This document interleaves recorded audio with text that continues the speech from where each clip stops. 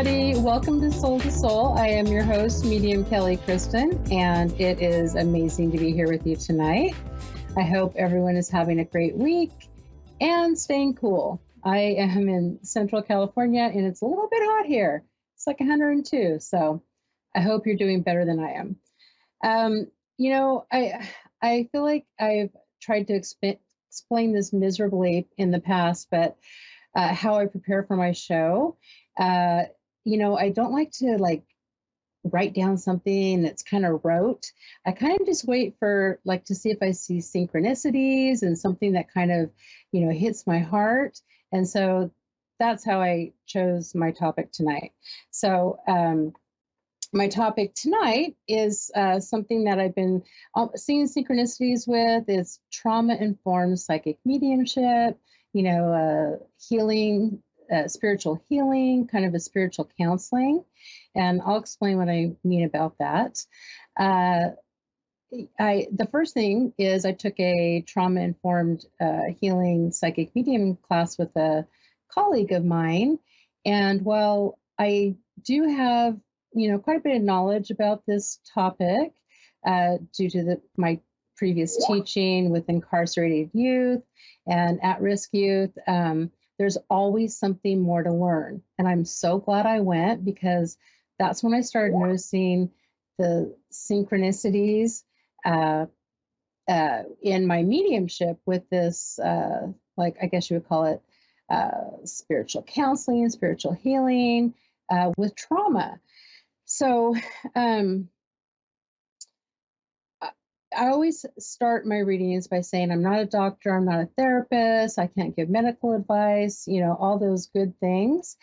But I started noticing that my clients were saying things like, this feels like therapy, this feels like counseling, when can I schedule another session? And that's normally when I would say, oh, I'm not a doctor, I don't have a credential. But I stopped saying that because it's not me who's doing this soul counseling, it's spirit.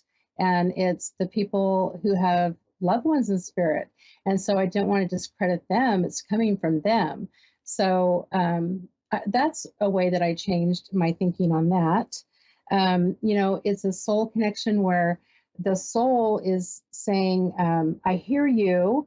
I know what you're going through. And of course, they're speaking to the human, and the human part of us is the part that has trouble with all of this, right? It's hard, but also knowing that we have our loved ones in spirit who also are there to help us with difficult situations. I had a father come through the other day, and he told his daughter, remember when this happened before, remember what you did, do the same thing again. Or he said, I'm here with you, and I'm here to support you. And he said, use your communication skills. That's your superpower. So just having that validation from our loved ones in spirit, almost like that counseling session. I'm really enjoying that. I'm really actually I'm the one sitting back and observing all this happening between spirit and my client. Sometimes it's not always great news. Sometimes I feel like, it's going to be a minute before this person's able to turn the corner. But what I found is the healing comes from the messages they receive. And I think there's something to that. So that's just, I could talk about this for about 3 days, but I'm going to spare you on that.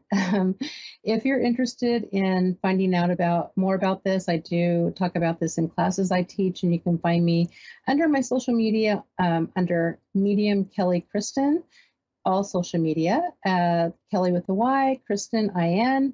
I would love to hear from you. Maybe tonight this will resonate with our caller, and we'll have to see. But speaking of caller, we have Angela from Brooklyn, New York. Is that right, Angela? Yes, I am. Hi, how are you doing? Good. Things are kind of crazy around me, but I'm okay. Oh, good to hear it. Yeah, I think it's a crazy time for everybody. Um, I'm going to New York next month, so I'm excited about that. Um, There's no place like New York. isn't it fabulous? I love it.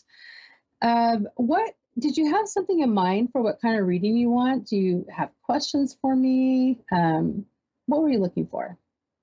Well, basically, I've been going through um, a difficult period financially and emotionally. My husband passed away 8 years ago, and since then, it's just a matter of a lot of pressure, stress, and I don't seem to get a break. And when you try one thing, it seems like 3 steps forward, and 5 steps back. So I seem to keep falling in that pattern, and I just want you to see anything changing. Yeah, absolutely. And this is funny. This is exactly what I've been talking about, or what I was talking about prior to you coming on. I've been hearing this so much about this feeling like you're making progress and then you're back to square one, right? I Part of my theory is that it was this, COVID. I mean, that had something to do with it. We had all that isolation for 3 years or whatever, however long it was. But I also feel like, as I feel into your soul, I feel like you have this, beautiful, bright, shiny light. But at the same time, I feel like it's needs to almost be like cleaned off a little bit, like shined up a little bit, because not that you've allowed anything to accumulate on it. It's just like been accumulating on its own. And it's really just a metaphor for what I'm trying to explain to you. Um, there, there is, I do see things changing for you in every category you just mentioned. Um, and I do feel like this is coming like before the end of the year. So you mentioned physically, emotionally, financially, correct? And that your Yes, husband passed. Um, yes. all these things are those layers that I'm talking about that almost, you know, I don't want to say dim your light, but I feel like you had this beautiful, bright, bright light.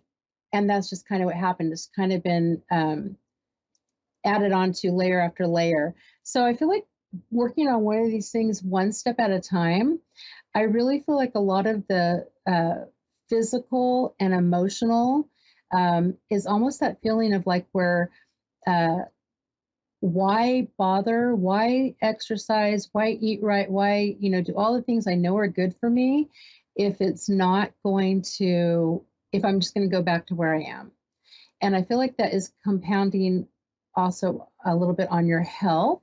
And again, I'm not a doctor, right? But I feel like if you could try one more time to make the outlook one of being positive, um, I really feel like there's a change coming for you in that way.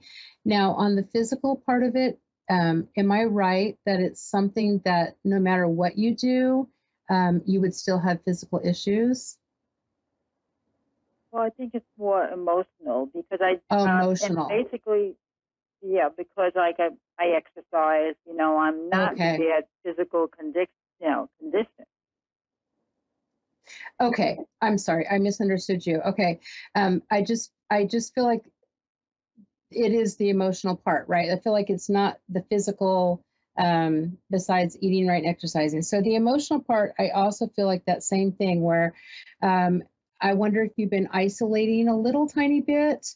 And I wonder if it's hard to find someone to connect with, and talk about your feelings, someone who's been in the same situation as you. So, not a friend who is like your best friend who hasn't been in the same situation.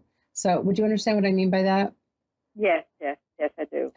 Okay, so finding somebody, and I don't know if that's going to be easy or hard, but finding somebody who knows what you're emotionally going through. And maybe you do have a best friend already that you can talk about this to. But that almost feels like that makes your light a little bit shinier and brighter. The financial, I feel like financially things have been hard on just about everybody.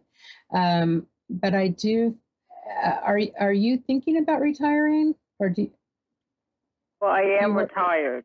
okay. I am Okay. retired. I'm thinking about downsizing the house. Okay.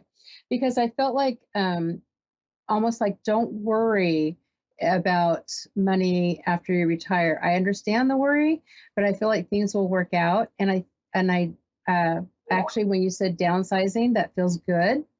I feel like less is more. And I feel like actually putting in some travel with that.